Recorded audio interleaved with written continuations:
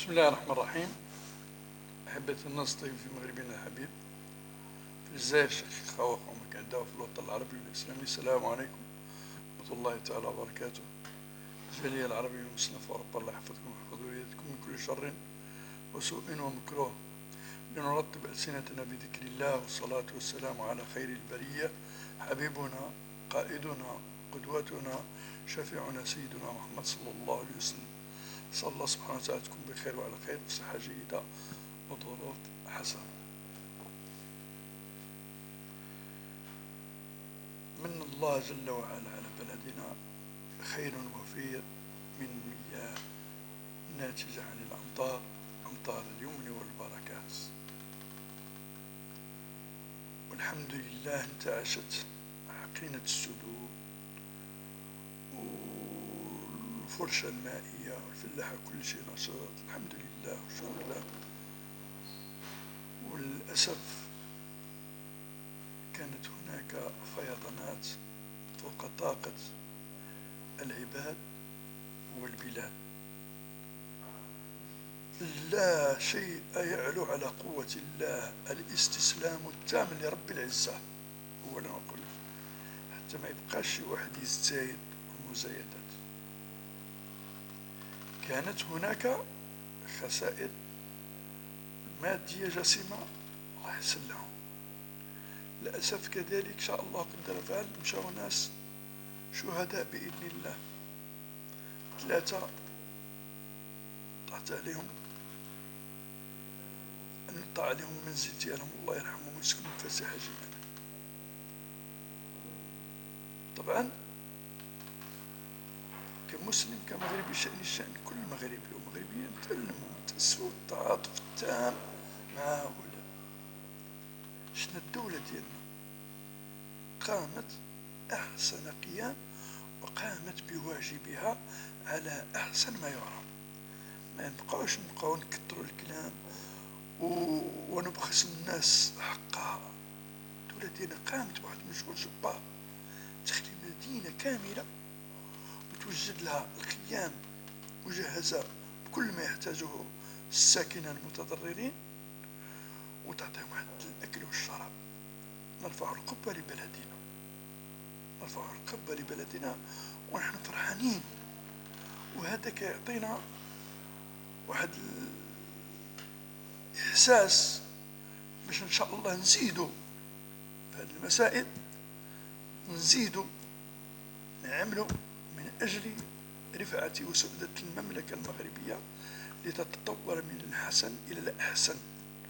مشينا بلادنا الحمد لله تحت القيادة الرشيدة للعاهل الكريم محمد السادس حفظه الله وشفاه وعافاه. اللهم شافيه شفاء لا يغادر سقما ولا يبقي ألما عاجلا غير آجل يا رب العالمين. شفي جميع مرضى البشر. وفي المغاربة بان المعلم النفيس لهذا الشعب العظيم في هذا البلد الأمين. ومشي سهل، هذو هما المغاربة الأقحاء الطيبين الكرماء.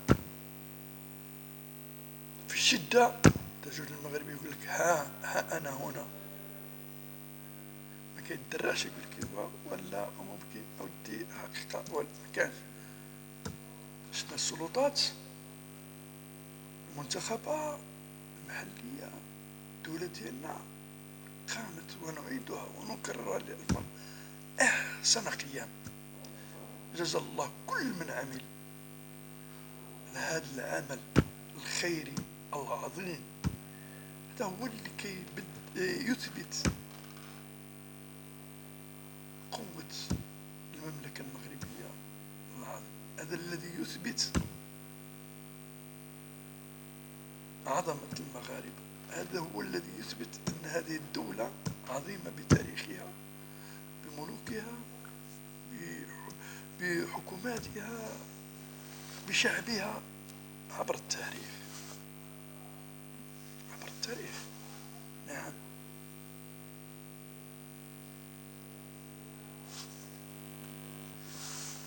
إذن نزيد لتحصين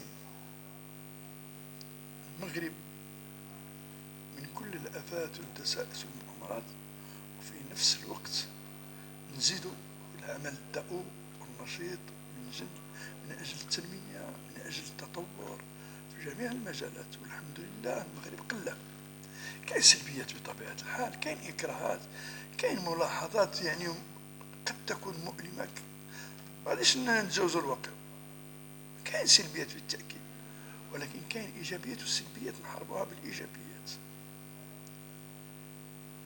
ما نديروش العصافر ولا المغرب قلة. المغرب قلة الحمد لله. شوفوا المكانة تاع المغربية، مكانة المغرب على الصعيد الدولي مكانة مرموقة. أنا قلنا المكانة تاع المغرب عالميا ماشي من باب الانحياز الانتماء الوطني، كنقول لا، هذه حقيقة واقع. خاصنا نكونوا المغاربة على قد المسؤولية. ما كنقولكش نتجاوزوا الواقع المر ديالنا، لا، الواقع المر ديالنا نعالجوه بواحد الحكمة، بواحد الرزانة. ما نطيحوش بواحد الفخ نتاع التصادم، ولا في واحد المسألة اللي غادي تضيع علينا أوقات اللي ممكن نحققوا فيها مكاسب كثيرة.